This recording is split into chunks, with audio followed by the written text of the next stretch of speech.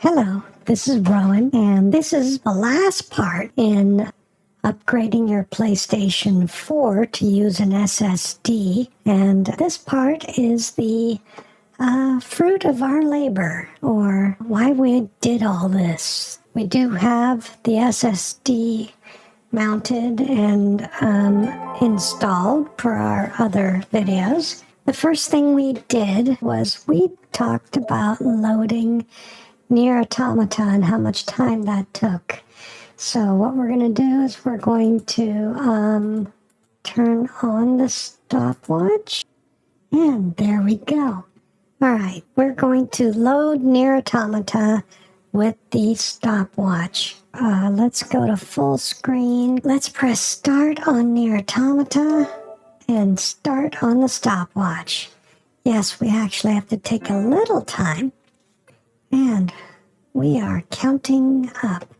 I will get the information later on how much time it took compared to what it's taking right now. All right, so far so good. Loading system data.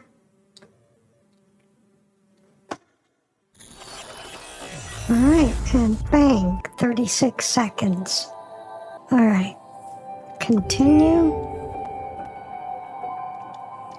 Now, we're going to load the resistance camp. All right.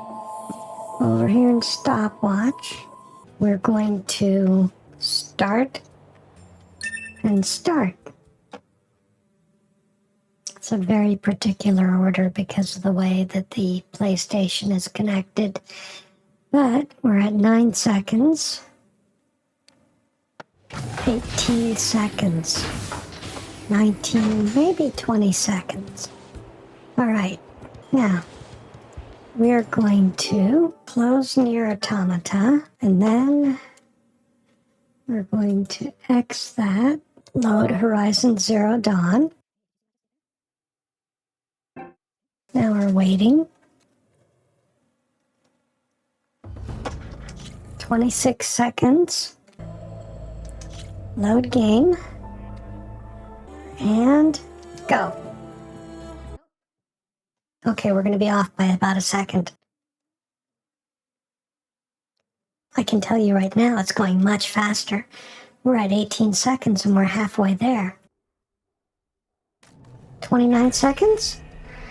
Maybe 30, 31 seconds at the most? All right. So we're going to stop recording and I'm going to get some information and we'll be right back. Okay, I spent a little time putting together this little chart. This is just a reasonable sampling. The point of the matter is that this game is fairly old.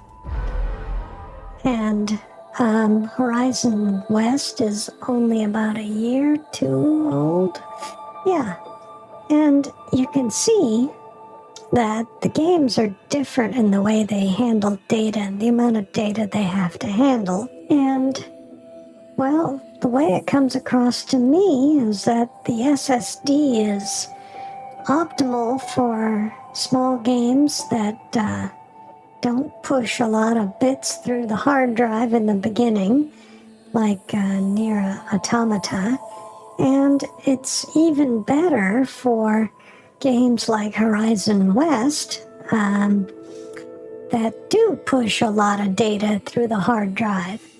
I mean, you can see that the game loads themselves aren't drastically different because, well, let's face it, when you load the initial game, you're loading a shell that has various hooks in it for loading various other parts. It can be complicated, but usually it's not that complicated. And the difference between a game from 2017 and a game from 2 years ago, for that part, isn't that much.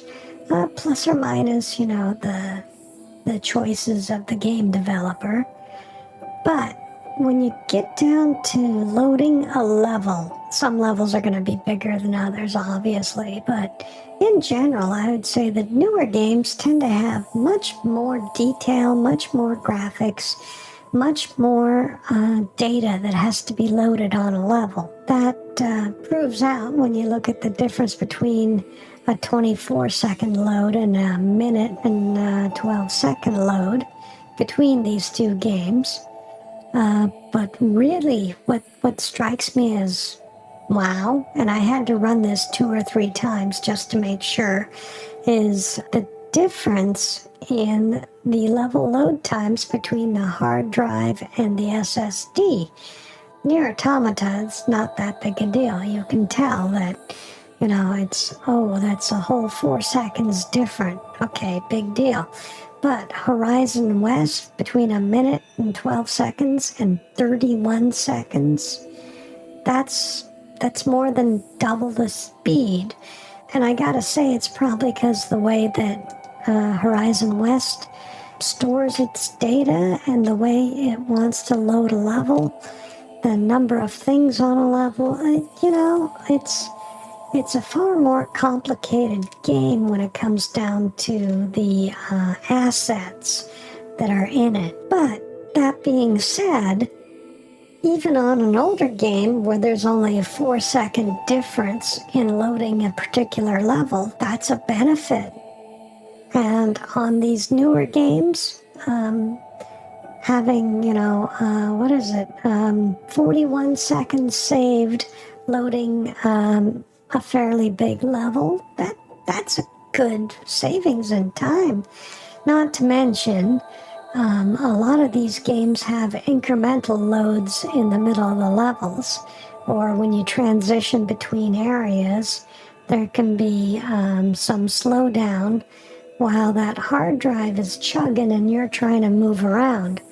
With an SSD, even with small bits of data, you're getting a benefit on the speed, the load time. With large chunks of data, well, it makes a greater difference because large chunks of data are where SSDs seem to excel in speed.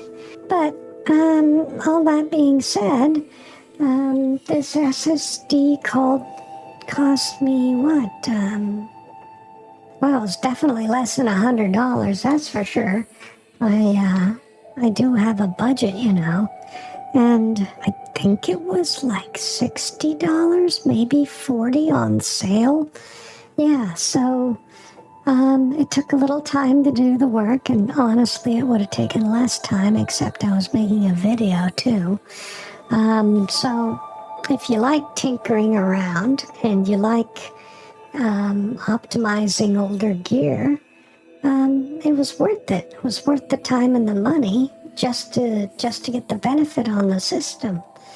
Now, is it worth doing that compared to buying a PlayStation 5? Well, I would have to say it depends on your budget, and it depends on, the needs of the one as opposed to the needs of the many. And of course, we all have the needs, right? We all need to have the fastest, newest, bestest thing. But right now, PlayStation 4 and 4 Plus are still being supported. Now, that could change in the next week. Sony could decide that they're not going to let any games come out on PS4 platforms.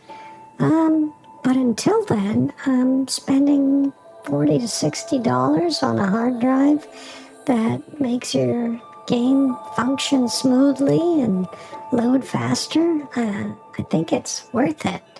As for whether you should buy a PlayStation 5, that is completely immaterial to me. I will eventually buy a PlayStation 5. But aren't they something like $500 still? Yeah, they're still very expensive. So, until I can't get games, and until those games look like crap, and until the little tweaks that I do to upgrade my hardware don't make a difference, then I'm going to keep using my PlayStation 4 because it's a good little workhorse. I like it. And so that's about it for this video. Hopefully this was informative and educational and kind of fun. And hopefully you liked it. And, push those buttons, like, subscribe, all that stuff, whatever you want to do. And I hope to see you again soon. Bye.